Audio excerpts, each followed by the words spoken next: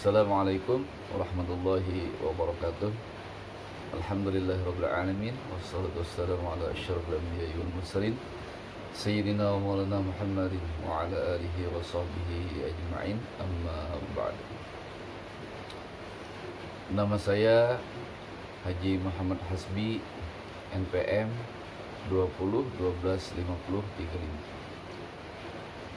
35. Baiklah, dalam video kali ini saya akan menjelaskan 4 materi tentang berbahasa Indonesia, yaitu pertama, kesantunan berbahasa, 2, keterampilan berbicara, 3, keterampilan membaca, 4, keterampilan menyimak. Pertama, materi yang akan saya jelaskan ialah tentang kesantunan berbahasa. Kesantunan berbahasa ialah erat kaitannya dengan etika dalam berbahasa. Ada 2 aspek penting untuk mengukur kesantunan berbahasa atau bukan. Pertama, kesantunan linguistik ialah cenderung kepada kata atau arti dari kamus. 2, kesantunan pragmatik ialah cenderung kepada makna kata atau makna arti itu. Kesantunan linguistik lebih khusus membahas kalimat imperatif. Kalimat imperatif adalah kalimat yang di dalamnya mengandung perintah. Kalimat berfungsi untuk meminta atau melarang seseorang. Kesantunan linguistik dalam tuturan imperatif mencakup 4 hal. Pertama, panjang pendek. Ialah semakin panjang tuturan maka semakin santun. 2, urutan tuturan. Ialah sebagai penentu kesantunan linguistik tuturan. 3, intonasi dan isyarat. Ialah jika dipanjangkan maka bisa tidak santun, atau dengan isyarat, misalnya isyarat raut muka. 4, penanda kesantunan. Penanda kesantunan ada 3. Pertama, kata tolong. 2, kata mohon. 3, kata silahkan. Kita ambil contoh pertama, kata tolong. Tolong ambilkan daftar hadir itu. 2, kata mohon. Mohon kerjakan tugas ini. 3, kata silahkan. Kata silahkan, silahkan masuk ke dalam ruang kelas. Jika kata itu dalam kalimat perintah, maka semakin santun. Kesantunan pragmatik yang diukur adalah makna kata atau arti. Pragmatik sangat bergantung pada konteks. Konteks ialah yang melatar belakangi teks atau tuturan. Konteks misalnya waktu, tempat, situasi, pihak, dan lainnya. Kesantunan pragmatik ada dalam tuturan imperatif, tapi tidak menggunakan kalimat perintah, yaitu menggunakan kalimat deklaratif atau interrogatif. Deklaratif, kalimat pernyataan yang bermakna perintah. Interrogatif, kalimat pertanyaan yang bermakna perintah. Penyebab ketidaksantunan atau faktor yang membuat kalimat tidak santun. Pertama, kritik langsung dengan kata kasar.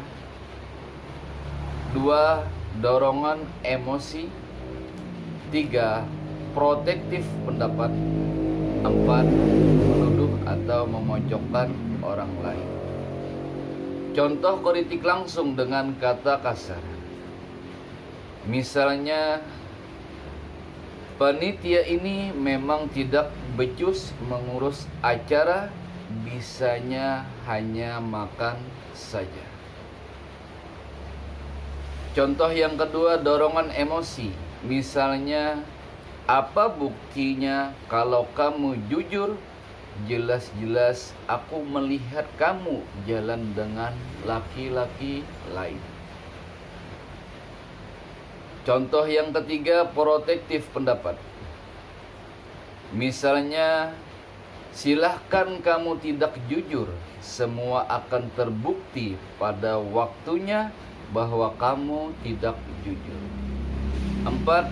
Menuduh atau memojokkan orang lain. Misalnya, contohnya, puisi ini bagus sekali, apa ini memang karyamu? Adapun keterampilan berbicara, untuk keterampilan berbicara ada 3 hal yang harus diperhatikan. Pertama, kualitas diri. 2, kualitas materi. 3, kualitas cara penyampaian. Untuk meningkatkan kualitas diri, maka ada beberapa yang harus diperhatikan. Pertama, menciptakan daya tarik. 2, fokus kepada pendengar. 3, menguasai proses, misalnya menguasai bahasa. 4, kepercayaan diri. Kepercayaan diri bisa dibangun, persiapan, berpikir positif, performance. 5, senyum. 6, energik atau bersemangat. 7, jadilah pribadi yang unik. Untuk meningkatkan materi atau menjadikan materi lebih menarik, pertama, perhatikan siapa pendengar. Misalnya, apakah mereka anak-anak, orang tua, atau mahasiswa. Untuk meningkatkan kualitas cara penyampaian, maka perhatikan. Pertama, senyum. 2, kontak mata. Adapun keterampilan membaca. Keterampilan membaca adalah keahlian dalam membaca atau teknik membaca. Salah satu keterampilan membaca yaitu membaca kritis. Membaca kritis ialah merupakan kegiatan membaca secara detail dan dapat menganalisis dan mengkritis hasil bacaan. Ada teknik dalam membaca yang disingkat SQ3R. S ialah survei, Q question, R1 read, R2 reset, R3 review. S yang pertama survei ialah penelaahan sepintas kilas terhadap seluruh teks. Q question, menyusun ialah menyusun pertanyaan secara singkat, jelas, dan relevan. R1 read ialah membaca aktif untuk mencari jawaban. R2 reset ialah menyebutkan atau menceritakan kembali jawaban. R3 review ialah peninjauan ulang atas seluruh pertanyaan dan jawaban untuk mendapatkan kesimpulan. Langkah-langkah dalam SQ3R. Langkah-langkah dalam survei.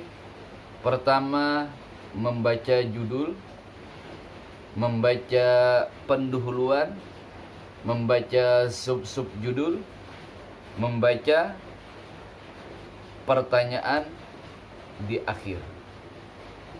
Langkah dalam question ialah buatlah pertanyaan pada heading yang dicetak tebal. Langkah-langkah dalam read ialah membaca dan mencari jawaban yang ia tanyakan.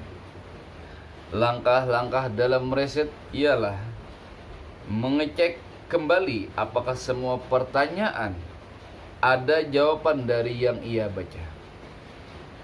Langkah-langkah dalam review ialah kegiatan mengembalikan bacaan yang telah dibaca, apakah sudah benar-benar dibaca. Setelah melakukan SQ3R, baru melakukan analisis atau kritik. Dalam melakukan analisis diharapkan pertama, tidak mudah percaya apa yang ditulis penulis dan mencari fakta-fakta sehingga dapat mengimbangi tulisan dari penulis. 2. Baca. 3. Cari bukti atau pendapat. Dalam membaca kritis ini berhubungan juga sintesis. Membaca sintesis ialah membaca rangkuman dari hasil analisis atau kritik sebelumnya. Adapun yang terakhir, keterampilan menyimak. Ada 5 tahap dalam menyimak. Pertama, mendengar. 2. Memahami. 3. Menginterpretasi. 4. Menilai. 5. Memberikan respon.